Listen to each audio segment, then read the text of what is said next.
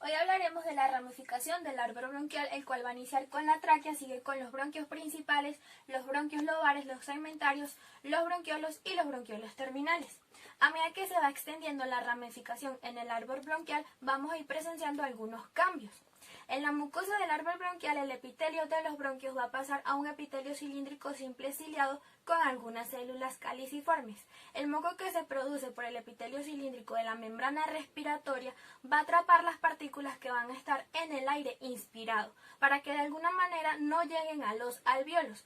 De igual manera, ese moco va a ser eliminado por los cilios, tanto de la nariz como de los pulmones, que se baten continuamente. Ese moco va a ser deglutido o expulsado junto con las partículas al exterior mediante la tos. Como bien lo mencioné en videos anteriores, en la tráquea y en los bronquios hay placas cartilaginosas. Sin embargo, hay zonas donde no están estas placas y hay músculo liso. Además, los bronquiolos se componen principalmente de músculo liso, a excepción del bronquiolo más terminal, que se denomina bronquiolo respiratorio, el cual va a estar formado por un epitelio pulmonar con un tejido fibroso subyacente y algunas fibras musculares lisas. El músculo liso va a rodear a la luz en forma de bandas helicoidales. Eso va a contribuir con la permeabilidad de las vías aéreas. ¿Qué pasa? Que como no hay un soporte cartilaginoso, los espasmos musculares pueden ocasionar la obstrucción de las vías aéreas, como pasa en las crisis asmáticas. En este sentido vamos a hablar de la resistencia de las vías aéreas. Las paredes de las vías aéreas, en especial la de los bronquiolos, ofrecen una mayor resistencia del flujo de aire normal hacia el interior y el exterior de los pulmones. Cuando los pulmones se expanden durante la inspiración, los bronquiolos se van a agrandar porque sus paredes son traccionadas hacia afuera en todas las direcciones. En este sentido, la resistencia va a aumentar durante la expiración a medida que el diámetro de los bronquiolos disminuye. De igual manera, el diámetro de las vías aéreas va a depender de la obstrucción del grado de contracción y relajación del músculo liso de sus paredes. Cualquier estado que ocasione estrecimiento o obstrucción de las vías aéreas va a provocar el aumento de la resistencia, de tal manera que se requiere más presión para mantener el mismo flujo aéreo. Una característica importante del asma, de la enfermedad pulmonar obstructiva crónica, que incluye bronquitis crónica, es el aumento de la resistencia, ya sea por un colapso o una obstrucción. Bronquitis. Se define como la inflamación aguda de la mucosa bronquial con una tos persistente que puede presentar o no expectoración. Tiene un inicio agudo o subagudo con una duración menor de 3 semanas habitualmente. Además, se acompaña de síntomas de las vías aéreas superiores. La bronquitis afecta más que todo a las personas que están aparentemente sanas y que debe excluirse el diagnóstico de neumonía. La bronquitis es el diagnóstico más frecuente de las consultas médicas y a pesar de que afecta a todas las edades, es más común en los niños y en las personas que fuman. Suele aparecer en todas las épocas del año, pero es más común que aparezca en los meses de invierno. En los agentes etiológicos van a depender de diversos factores como la edad del paciente, como que exista una epidemia o como sea la tasa de vacunación, en especial en esos meses donde suele aparecer. En este sentido vamos a encontrar los agentes etiológicos como los virus, las bacterias y otros. Entre los virus, que abarcan del 50 al 90% de los casos, los más frecuentes es el virus de la influenza tipo A y B, el parainfluenza, el virus respiratorio sincitial, el coronavirus, el adenovirus, el rinovirus. En cuanto a los enterovirus y el virus del sarampión y la rubiola, son agentes etiológicos más raros. Una gran parte en cuanto a las bacterias se debe al Mycoplasma pneumoniae, la Chlamydia pneumoniae y la Bordetella pertussis. Otra pequeña parte se debe a lesiones focales que ocurren en el epitelio respiratorio luego de haberse presenciado una infección. Esas son el Streptococcus pneumoniae, el Staphylococcus aureus y el Haemophilus influenza.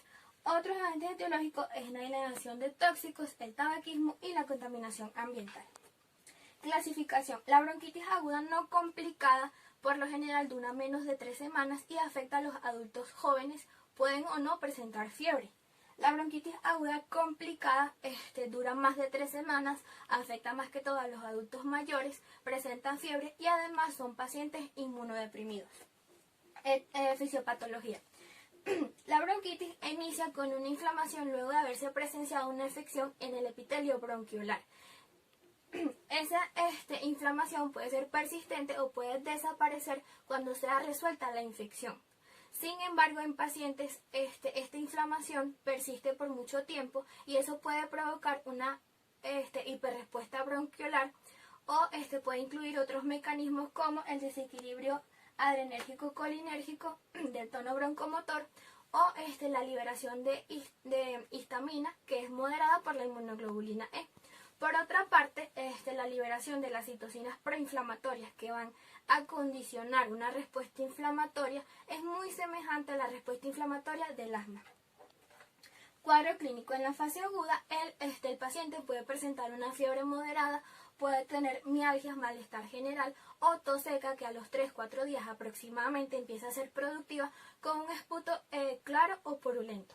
En la fase prolongada, la tos es persistente, puede durar de 2 a 3 semanas, incluso se han visto casos en donde dura más de un mes. Además, presenta disnea y sibilancias. En cuanto a la auscultación pulmonar, además de las sibilancias, se pueden detectar roncus o alargamiento del tiempo expiratorio. Diagnóstico. Esto es totalmente clínico y a veces es difícil de confirmar. En cuanto a los estudios microbiológicos, solo se aplican en los casos graves donde se sospeche de una bronquitis vírica o con fines epidemiológicos. La radiografía de tórax se hace para descartar una neumonía o una crisis asmática. El 60% de los adultos que tienen bronquitis presentan un patrón espirométrico obstructivo que suele normalizar de 4 a 5 semanas. Hay un porcentaje significativo de adultos con bronquitis, que presentan una prueba de hiperrespuesta bronquial inespecífica positiva que puede persistir durante semanas o puede resolverse de forma espontánea. ¿Qué es esa hiperrespuesta bronquial? Es ese término que se le asigna al estreñimiento excesivo de la luz aérea, ya sea por estímulos físicos o químicos que provoquen la disminución del calibre de las vías aéreas. En el diagnóstico diferencial podemos encontrar una neumonía porque presenta un patrón clínico semejante al de la bronquitis, el asma, la tosferina, que se puede confundir con una bronquitis crónica vírica, y otros pueden ser infecciones respiratorias como una sinusitis u otras que no sean de origen pulmonar como una insuficiencia cardíaca o el reflujo gastroesofágico. El tratamiento se basa totalmente en la adecuada hidratación y humidificación de las vías aéreas, de igual manera en los antitérmicos y en el reposo abundante donde se eviten los irritantes ambientales como los gases tóxicos o el humo del tabaco. El efecto de los betas-2 agonistas ha sido beneficioso en el tratamiento de la bronquitis. Por otra parte, los broncodilatadores, los glucocorticoides inhalados y los mucolíticos no se han establecido por completo en el tratamiento de la bronquitis. Y por último, se recomiendan los antimicrobianos como los macrólidos. La bronquiolitis se define como el proceso inflamatorio que afecta a las vías aéreas de menor tamaño sin cartílago, que incluye los bronquiolos membranosos, los respiratorios y los conductos alveolares. La etiología. Las bronquiolitis infecciosas son las más comunes tanto en los niños como en los adultos. Hay bronquiolitis de inicio agudo que pueden ser virales o no. Entre los virus más frecuentes tenemos el virus respiratorio sincitial, que es el responsable de un porcentaje alto de las hospitalizaciones pediátricas. Luego encontramos el adenovirus, el coronavirus, el metanovirus humano, el bocavirus o algunos parásitos. Podemos encontrar las que se dan por inhalación de tóxicos como los polvos minerales o los agentes volátiles como lo es el cloro y el amoníaco. También encontramos las que se dan por reacciones a fármacos o por ingestión de alimentos. Y las bronquiolitis idiopáticas pueden ser las que están asociadas a una enfermedad previa como la vasculitis o las que no están asociadas a una enfermedad previa como una panbronquiolitis difusa. En los factores de riesgo podemos encontrar lo que es la prematuridad, la inmunodeficiencia del paciente o defectos congénitos o anatómicos de las vías aéreas. La patogenia. Esto tiene un inicio con una inflamación en el epitelio bronquiolar que se extiende a los alvéolos adyacentes debido a la membrana respiratoria por la fusión de las células que están infectadas con las que no están infectadas. Esto es lo que se llama el sincitio. La infección inicial puede ser revertida de manera completa o puede tener una proliferación hacia el tejido de granulación, lo que va a ocasionar la disminución de la luz bronquial. Esto también conlleva la obstrucción de los bronquiolos respiratorios y a la disminución del flujo de aire hacia los pulmones. Anatomía patológica. Van a haber diversos patrones histopatológicos. Entre la bronquiolitis proliferativa es una de las más frecuentes y se caracteriza por la proliferación fibroblástica intraluminal y el exudado organizado de la luz bronquiolar. Esta responde al tratamiento con glucocorticoides de una manera parcial o completa. La bronquiolitis constrictiva es la que se va a caracterizar por la presencia de una estenosis concéntrica en las paredes bronquiolares, ya sea por un infiltrado celular o por el engrosamiento de la lámina propia, lo que puede conllevar a la disminución de la luz bronquiolar, a la retención de moco o a la destrucción de las paredes. Este tipo de bronquiolitis constrictiva no responde al tratamiento con glucocorticoides y por lo general se presencia una insuficiencia respiratoria irreversible. La bronquiolitis folicular es la que se caracteriza por la hiperplasia de los folículos linfoides dentro de los bronquiolos. La bronquiolitis crónica con fibrosis es la que se observa en pacientes con enfermedades inflamatorias infecciosas crónicas como una fibrosis quística. Y luego encontramos la panbronquiolitis, que se caracteriza por la infiltración de linfocitos, células plasmáticas, macrófagos difusos en los bronquiolos respiratorios.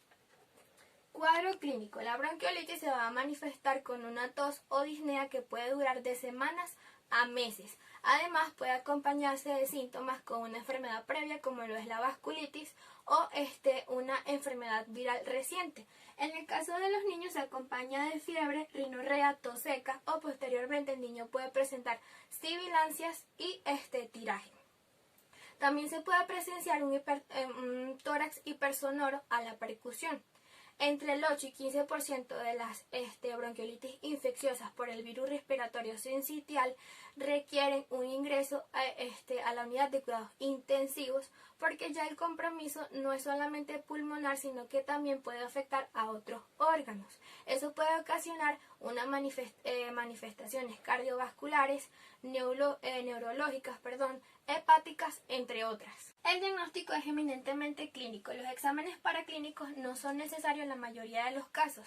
Además, debe sospecharse ante signos o síntomas que no coincida con el patrón clínico del asma o de una enfermedad pulmonar obstructiva crónica. En los pacientes con bronquiolitis constrictiva, la función pulmonar puede ser normal o puede haber un trastorno ventilatorio de tipo obstructivo. En la bronquiolitis proliferativa, el trastorno ventilatorio puede ser de tipo mixto. En la radiografía del tórax, en cuanto a los pacientes con bronquiolitis constrictiva, puede presenciarse una hiperinsuflación. Y en la bronquiolitis proliferativa puede presenciarse un infiltrado difuso. En la tomografía computarizada pueden presenciarse síntomas directos con una inflamación bronquiolar o síntomas indirectos que se relacionen con el estreñimiento bronquiolar. El cuadro hemático puede ser inespecífico. Pueden haber casos donde puede presenciarse una leucocitosis elevada o en rangos normales o una linfocitosis. En el caso de los lactantes, la bronquiolitis tiene que diferenciarse de otras enfermedades respiratorias. Para eso existen ciertas escalas con puntajes que tengan una valoración objetiva y que permita comparar las distintas observaciones. Una de esas escalas es esta escala, la escala de Wood-Downes modificada por Ferris, donde se evalúa la frecuencia respiratoria, la frecuencia cardíaca, las sibilancias, la cianosis y la ventilación. Una puntuación menor de 3 es una bronquiolitis leve. Una puntuación mayor de 3 se considera una bronquiolitis severa. Y con un puntaje más alto ya requiere el ingreso hospitalario. También se recomienda el método de ELISA.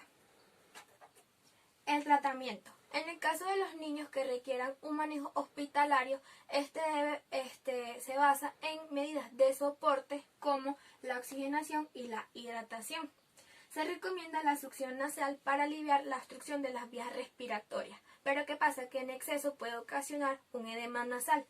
El efecto de los beta-2 agonistas ha sido beneficioso en cuanto al tratamiento sintomático de la bronquiolitis. El uso de la adrenalina ha sido motivo de discusión, ya que no hay pruebas suficientes que avalen su beneficio para el tratamiento. Los esteroides han sido evaluados y estudiados frecuentemente en cuanto a su eficacia y seguridad. Uno de ellos es el salumedrol. Y se recomienda la antibioterapia en casos de infecciones bacterianas.